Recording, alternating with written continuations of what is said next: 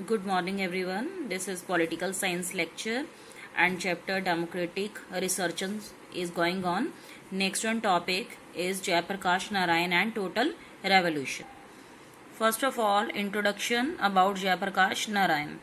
Jayaprakash Narayan, popular during 1975 to 77 and also referred to as a JP Narayan or Lok Nayak. He was an Indian independence activist, theorist, socialist or political leader. He is also known as the hero of Quit India movement and he was a leader of the people जिस करके उनको लोक नायक बोला जाता था. He is remembered especially for leading the opposition to Indira Gandhi in 1970s and for giving a call for a peaceful total revolution. तो total revolution उन्होंने बिहार में जो मूवमेंट चला था संपूर्ण क्रांति के लिए, तो ये जयप्रकाश नारायण जी ने चलाया था. तो उस वक्त तो ऑपोजिशन पार्टी से जुड़े हुए थे और इंदिरा गांधी के खिलाफ उन्होंने पूरे देश में जो है वो संपूर्ण क्रांति का ऐलान किया था. और many of the current leaders political leaders in the country have cited him as their inspiration.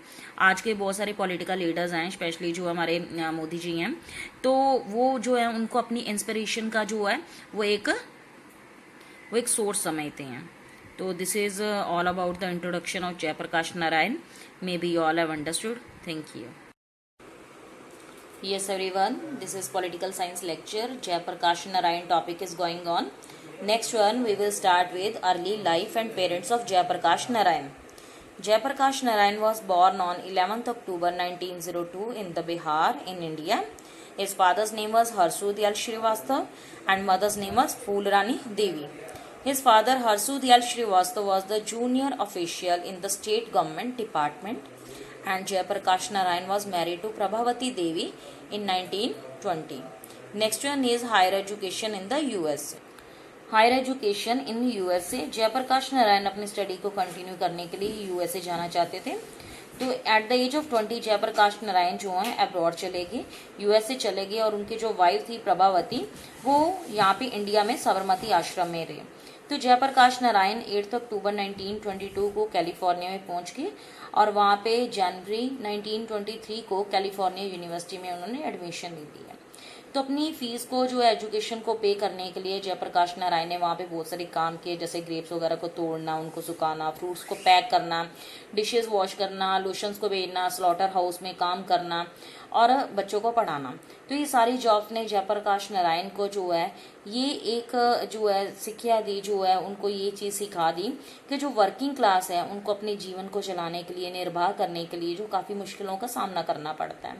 तो अपने फेवरेट सब्जेक्ट सोशियोलॉजी से जो है वो आगे उसको जारी रखना चाहते थे, जिस कारण प्रोफेसर एडवर्ड रोज से उनको काफ़ी मदद मिली.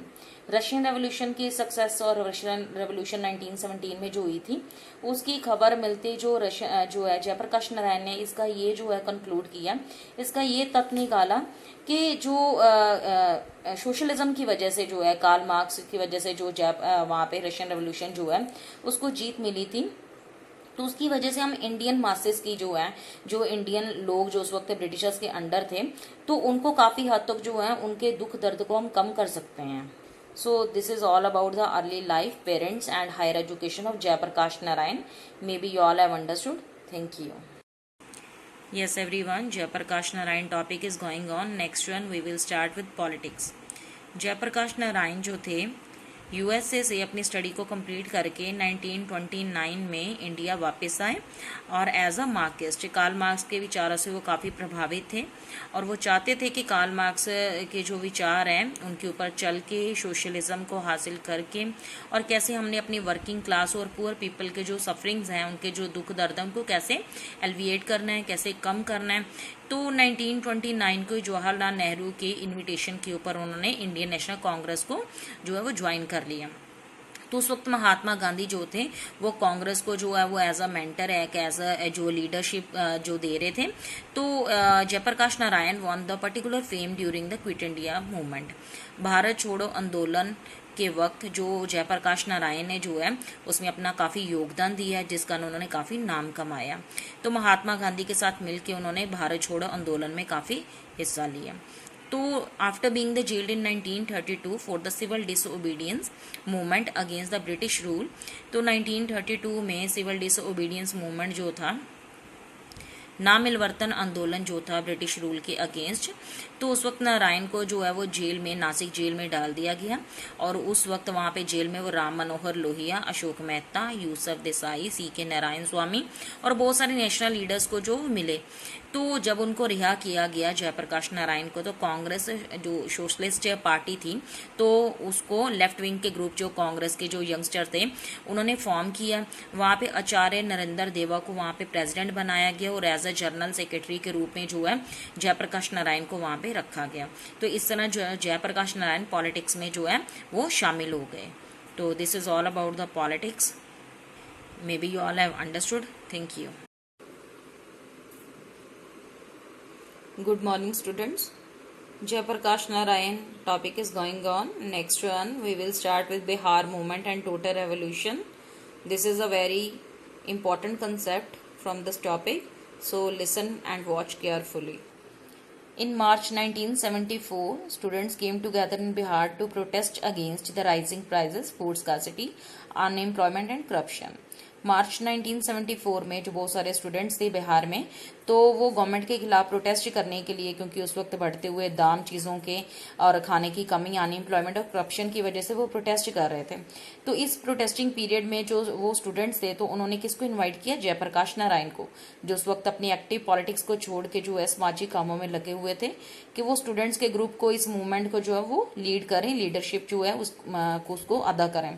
जयप्रकाश नारायण ने इस इनविटेशन को एक्सेप्ट कर लिया, लेकिन एक कंडीशन के ऊपर, एक शर्त के ऊपर, कि ये मूवमेंट जो है वो that will be remain non violent, वो नॉन वायलेंट ही रहेगा और इसमें हिंसा नहीं आएगी और ये सिर्फ बिहार तक ही सीमित नहीं रहेगा। People from all the works of life now entered the movement.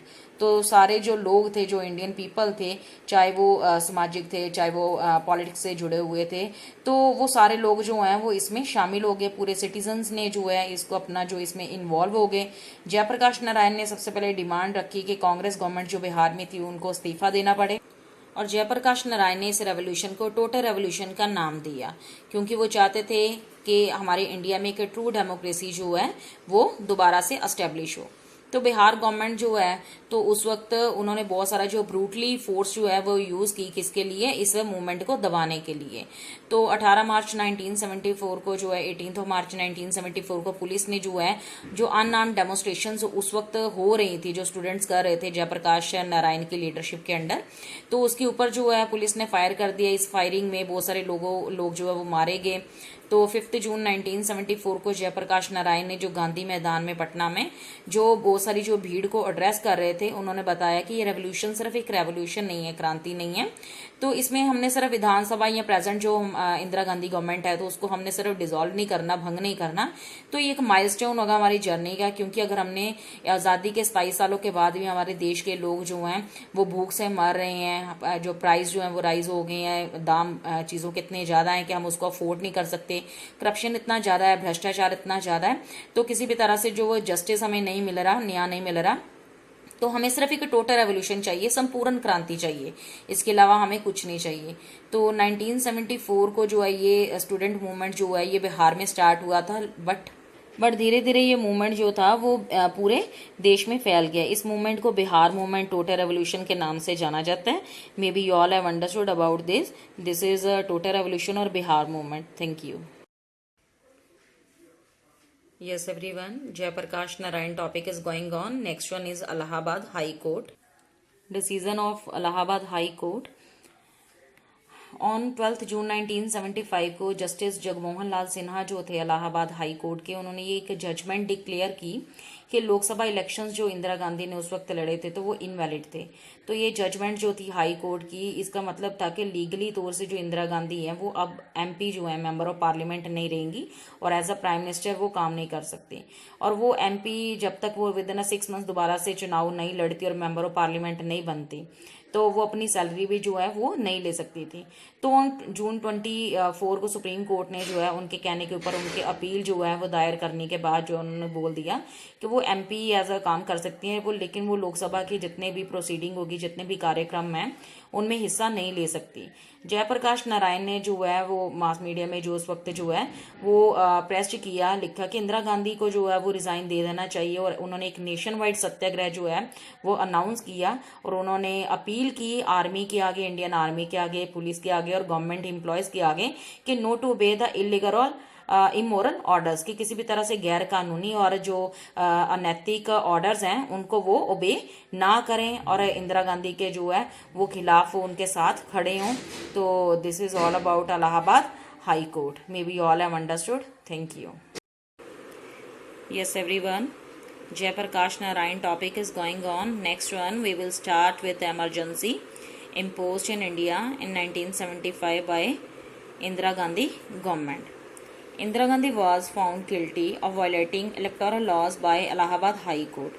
Allahabad High Court ने जो है इंदिरा गांधी को जो है एक दोषी करार दिया था कि उन्होंने जो इलेक्शंस के दौरान जो है वो वायलेट की है, इलेक्शन लॉज को शोषण की है, तो जिस कारण दोबारा उनको इलेक्शंस करवाने पड़ेंगे, तभी जाके वो एज अ प्राइम मिनिस्टर के ओहदे के ऊपर जो है उसको ओहदा संभाल सकती हैं।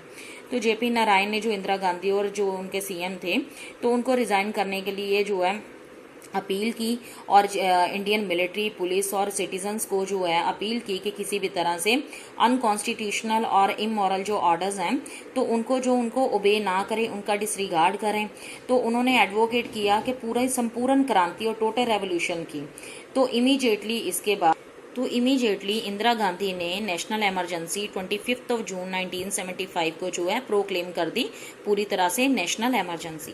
तो जो जयप्रकाश नारायण थे वो तकरीबन 1 लाख लोगों को जो रामलीला ग्राउंड में जो है वो अट्रैक्ट कर रहे थे और बड़ी अच्छी पोइट्री के साथ जो है कि सिंहासन खाली करो कि जनता आती है। डैट मीन्स वो यहाँ पे जो है किसको सिंहासन खाली करने के लिए बोल रहे थे, इंदिरा गांधी के। और डोमिनेशन जो है, जो एरा वन पार्टी डोमिनेशन चल रही थी इतनी देर से, तो उसको वो ख़त्म करना चाहते थे।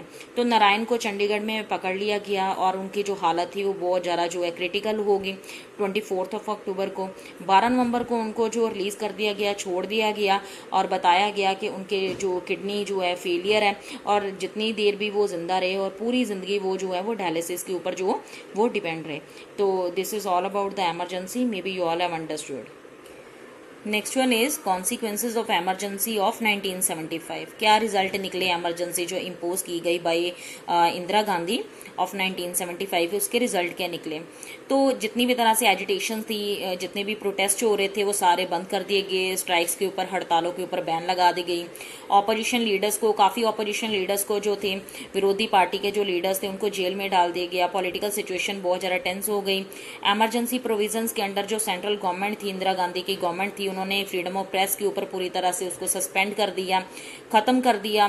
तो न्यूज़पेपर्स को भी जो है प्री अप्रूवल लेना पड़ता था कि अगर उन्होंने जो मटेरियल पब्लिश करना होता था, छपाई करनी होती थी, उससे पहले उसको प्री अप्रूवल जो है गवर्नमेंट की जो परमिशन लेनी पड़ती थी। इसको प्रेस सेंसरशिप बोला जाता है। फंडामेंटल राइट्स जो थे इंडियन सिटीजन्स के वो भी पूरी तरह से सस्पेंड कर दिए गए। गवर्नमेंट जो थी वो जैसे राष्ट्रीय स्वयं सेवक संघ थे, आरएसएस और जमाते इस्लामी, उसको पूरी तरह से बैन कर दिया गया। प्रिवेंटिव डिटेंशन के एक्ट के अंडर जो गवर्नमेंट ने बहुत बड़े पैमाने के ऊपर लोगों को जो इमरजेंसी के दौरान जो है वो अरेस्ट कर लिया। तो ये उन सारे जो हैं इमरजेंसी के रिजल्ट निकले। May be you all have understood about emergency और इसके result. Thank you. Yes everyone, next one concept is elections of 1977. 1977 का जो इलेक्शंस थे, that is the first time when Congress की डोमिनेशन जो थी वो ख़त्म होते हुए नजर आई। और इसके अलावा जो स्वतंत्रता पार्टी थी, भारतीय जनसंघ पार्टी थी और भी बहुत सारी ऑपोजिशन पार्टीज जो थी वो पॉलिटिक्स में जो उनकी होंद नजर आई और भारतीय जो जनसंघ थी वो एज अ रूलिंग पार्टी जो है वो सामने आई। तो इंदिरा गांधी ने जो इमरजेंसी जो थी 18 जनवरी 1977 को जो रिवोक कर दी, ख़त्म कर दी और फ्रेश इलेक्शंस करवाने का अनाउंस कर दिया। तो जनता पार्टी उस वक्त ऑपोजिशन पार्टी के साथ मिलकर इंदिरा गांधी के खिलाफ खड़ी थी, जयप्रकाश नारायण की गाइडेंस के अंडर। तो उस वक्त जो जनता पार्टी थी वो पावर में आई, पॉलिटिक्स में आई और फर्स्ट टाइम जो नॉन कांग्रेस पार्टी जो थी वो फॉर्म की गई।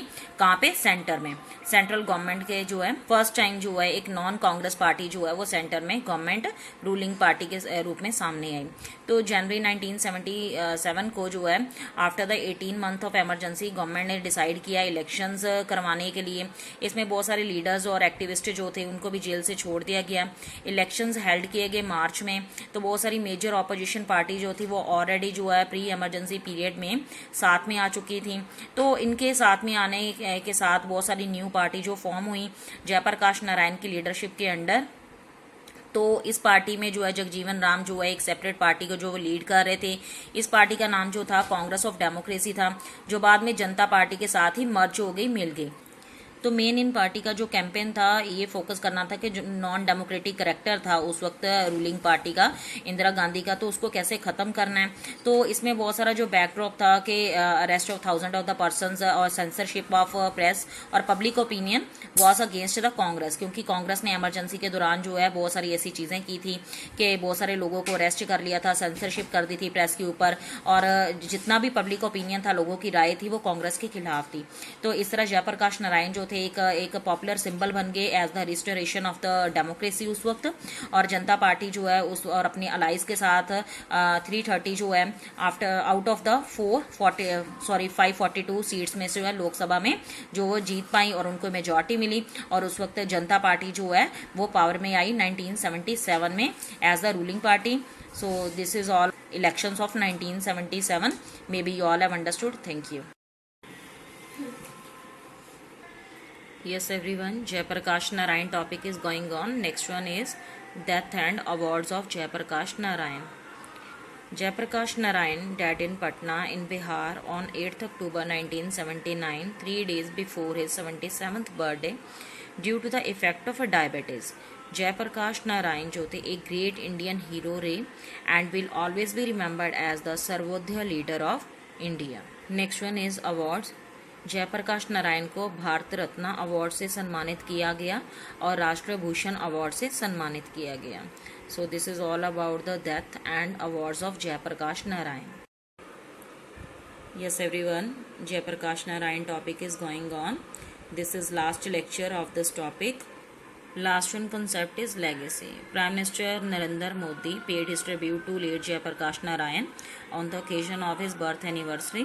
जयप्रकाश नारायण को जो है उनके बर्थ एनिवर्सरी के ऊपर जो पीएम मोदी हैं वो ट्रिब्यूट करते हैं, वो ट्वीट भी करते हैं कि जो उन्होंने रोल अदा किया एज अ फ्रीडम फाइटर वो इनकम्पेरेबल है, वो किसी के साथ हम कंपेयर नहीं कर सकते।